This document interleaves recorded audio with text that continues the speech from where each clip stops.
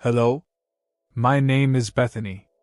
I'm 24 years old, and 2 years ago, I married the love of my life. Everything seemed to be going so well. Although my husband is Italian, we didn't have many issues aside from the obvious language barrier. As a true testament to our love, I decided to secretly start learning Italian so I could communicate better with him and his family. That's how much I loved him. Enrico and Lydia, my husband and mother-in-law, had no idea I was learning Italian. Not only was I learning Italian, but my diligence and discipline allowed me to become relatively fluent in such a short time.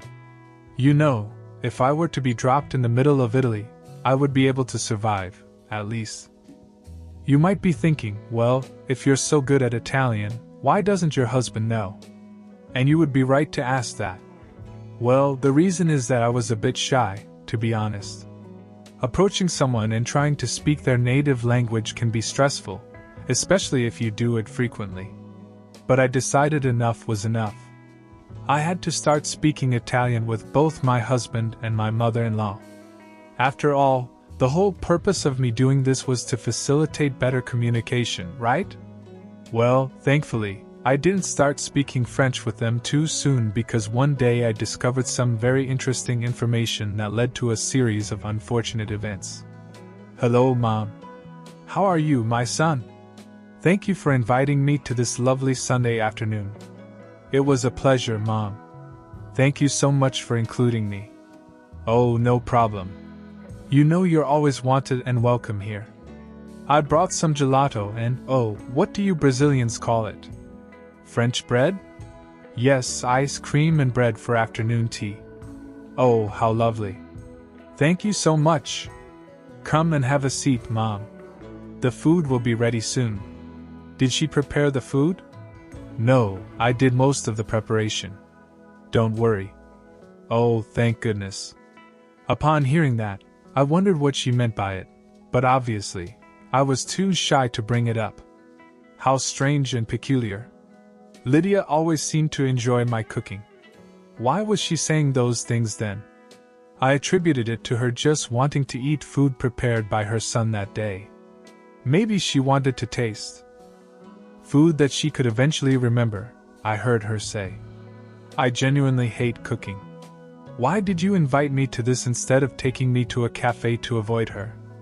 Mom, we agreed to speak in Portuguese so that Bethany doesn't feel excluded. Remember? Oh, forgive me, my sweet daughter. I was just saying that the food looks so good. I was surprised to learn that it was my son who made the food.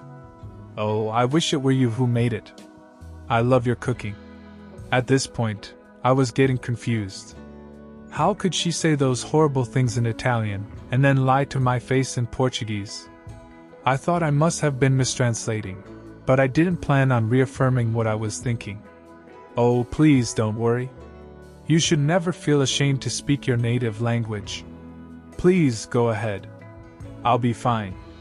I wanted to catch what she was saying, recording her on the Google Translate app, just to make sure I knew what she was saying because at this point, I was thinking I was mistranslating what she was saying.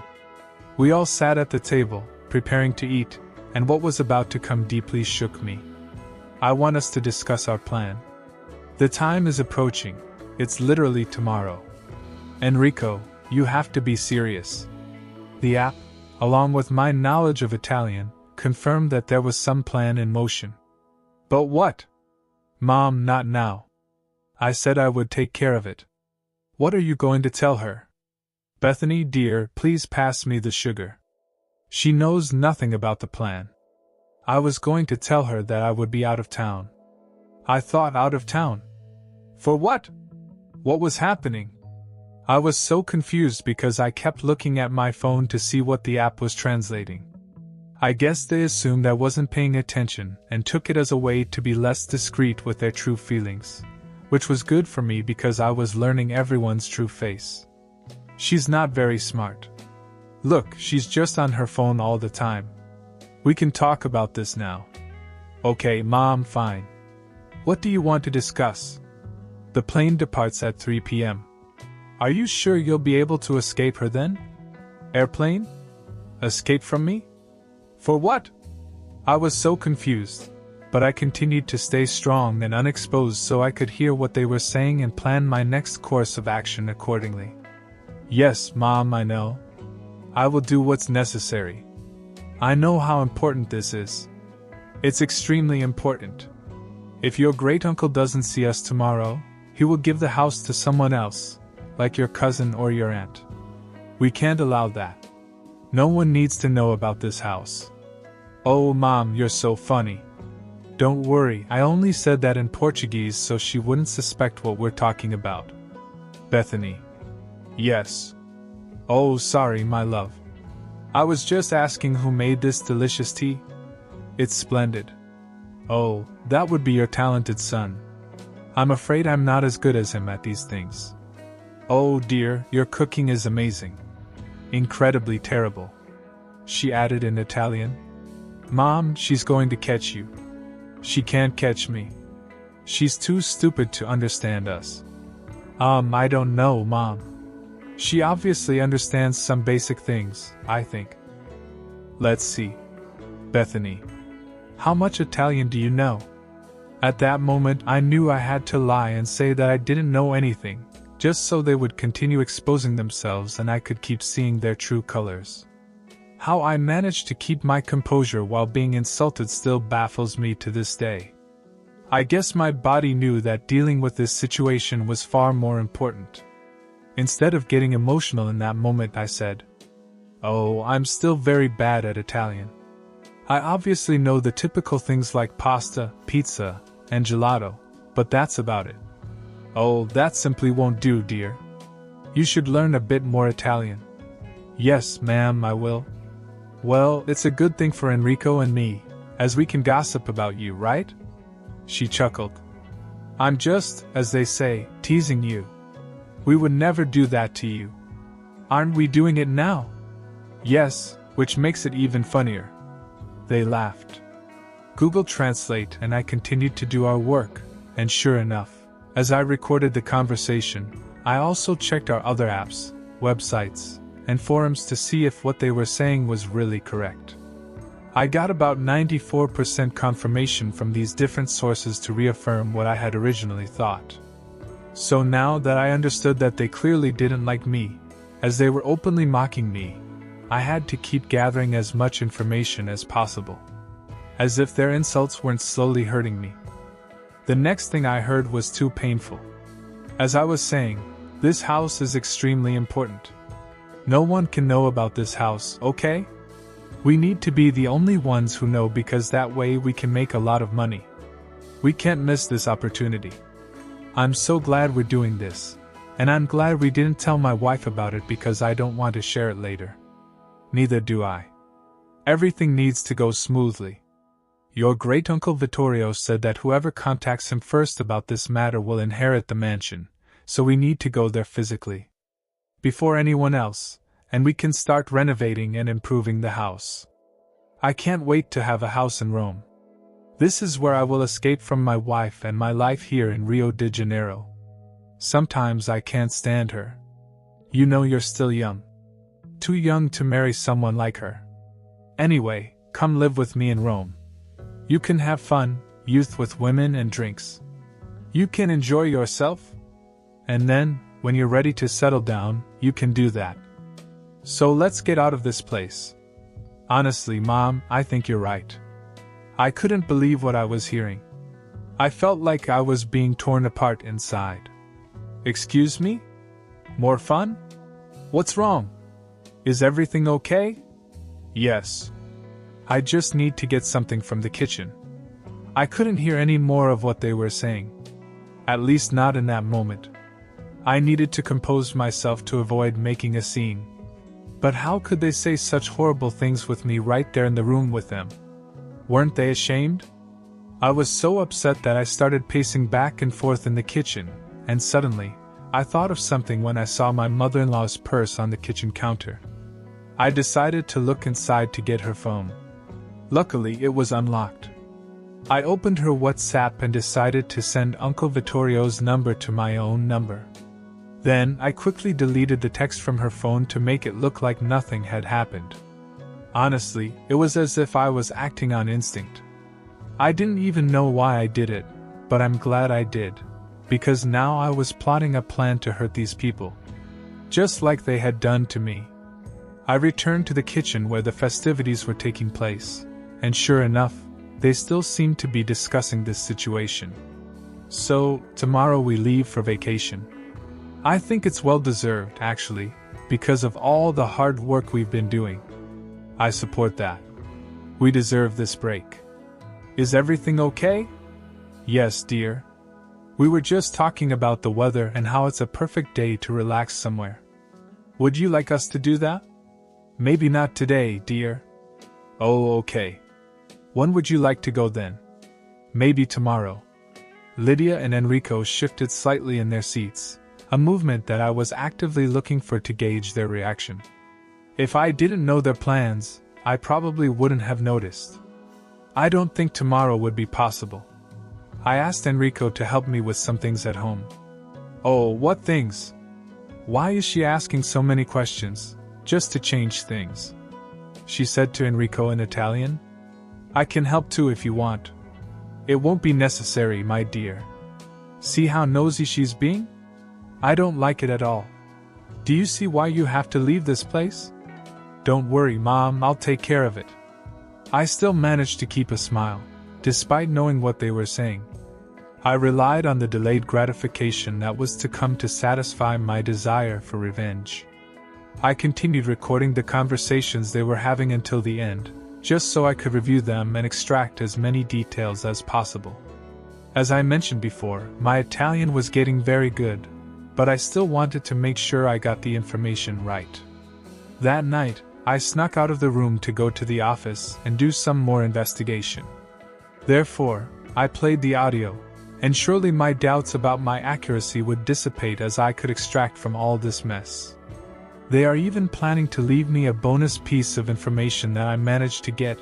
That's where I left my phone, which was still recording, in the room with my husband and mother-in-law, and I managed to gather some more useful information. The conversation consisted of Lydia asking Enrico about his computer password because she wanted to modify some aspects of the flight they were taking. Well, I got a passport and the flight details. I accessed Enrico's computer, and sure enough, there were flight details on the website. He had booked the tickets. Feeling very sneaky and dishonest, I may or may not have altered the flight details, like rescheduling their flight. This was just the first phase of my plans. There was much more to come after that. Since I had sent myself the number of Great Uncle Vittorio, I was ready to do what I needed to do. Hello? Hello, Uncle Vittorio. It's Bethany. Hello, dear. How are you? Is everything okay? Well, no, actually not. I went into great detail explaining the events that happened that day. I even sent him the audio recording as proof because without that, I doubt he would have believed me. We hung up for him to listen to the voice recordings, and we regrouped shortly after he finished listening to everything. Wow, I don't even know what to say. How could they do that? And pretend to be such sweet and innocent people? How could they do this to you? For me? I know it's a lot to take in. It was shocking to me too. You've really improved your Italian. Well done! Thank you, Vittorio. But now that we know this, what do we do? Well, obviously they're not going to keep the house, that's a fact. After hearing all of this, there's no way I can grant such a luxurious and honorable gift to people who are planning to destroy the place with their wickedness and foolishness. Ah, yes, I understand. The house is yours, and you have every right to do whatever you want with it. Yes, of course I do. From now on, I'll be ignoring their calls. Let's see how they feel about that. Thank you so much, once again, for bringing this to my attention. You're a good-hearted person, Bethany. Please don't let the ugliness of this world change that. Thank you for your time and willingness to listen to me. Listening to what you've heard today must not have been easy. I applaud you for your stoicism and strength. Please take care, Uncle. You too, my dear. Good night. And with that, I knew I had sealed Lydia and Enrico's fate. And now that the dominoes were all set, I just have to wait for the right moment to topple the first one and watch the rest fall into place. When I returned to the room, Enrico was still sleeping soundly. It hurt to know that my husband, whom I loved dearly, would treat me this way. I had no idea he felt this way. These feelings, and perhaps if we had talked about these things, we could have found a compromise.